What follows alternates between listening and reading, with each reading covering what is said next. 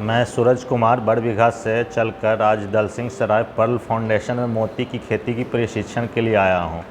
यहाँ पर मुझे प्रणव सर के द्वारा प्रशिक्षण दिया गया। फर्स्ट ऑफ ऑल मोती के बारे में मुझे बताया गया, मोती क्या है, मोती के कितने प्रकार होते हैं, मोती असली मोती की पहचान क्या है। उसके बाद मुझे तालाब के बारे में बताया गया, तालाब का किस प्रकार की होनी चाहिए, तालाब की गहराई कितनी होनी चाहिए। उसके बाद जल के बारे में बताया गया, जल के कितने प्रकार हैं। उसके बाद मुझे बताया गया कि जल का पीएच मान क्या होना चाहिए, जल में कितनी ऑक्सीजन होनी चाहिए, कितनी मात्रा में ऑक्सीजन होनी चाहिए, जल का टेम्परेचर क्या होना चाहिए और जल का विजिबिलिटी क्या होनी चाहिए और जल में अमोनिया कितनी होनी चाहिए, उसकी ऑक्सीजन कितनी होनी चाहिए। उसके बाद मुझे शिप के बारे में बताया गया, शिप के कितने प्रकार हैं। और यहाँ पर मुझे जो प्रशिक्षण दिया गया वो मीठे जल में शिप पालन के बारे में मुझे यहाँ प्रशिक्षण दिया गया। मीठे जल में कितने प्रकार के शिप का मेरे यहाँ कितने ऐसे प्रकार के शिप हैं जो जिसमें मोती होती है।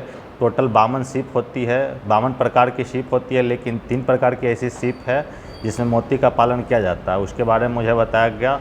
उसके बाद मुझे सर्जरी के बारे में बताया गया, किस तरह सर्जरी किया जाता है शिप में मोती पालन के लिए। उसके बाद मुझे न्यूक्लियस बनाने के बारे में बताया गया कि न्यूक्लियस का निर्माण कैसे होता है।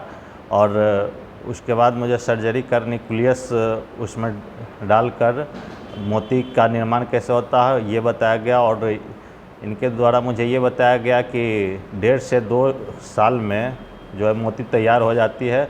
और मुझे मुख्य रूप से यहाँ ये जानकारी मिली कि मोती की एक ये प्रकार होती है, मतलब मोती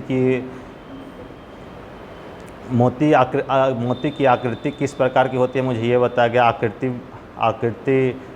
आकृति वाली मोती के बारे में मुझे यहाँ बताया गया। इससे पहले मुझे जानकारी थी गोल मोती होती है, लेकिन यहाँ आने के बाद मुझे पता चला कि मोती की एक और प्रकार होती है डिजाइनिंग मोती, जिससे हम लोग बोलते हैं। डिजाइनिंग मोती की यहाँ मुझे अच्छी जानकारी दिया गया। और इनके खाने का क्या होता है ये मुझे इनके भोजन के निर्माण के बारे में बताया गया। That's all.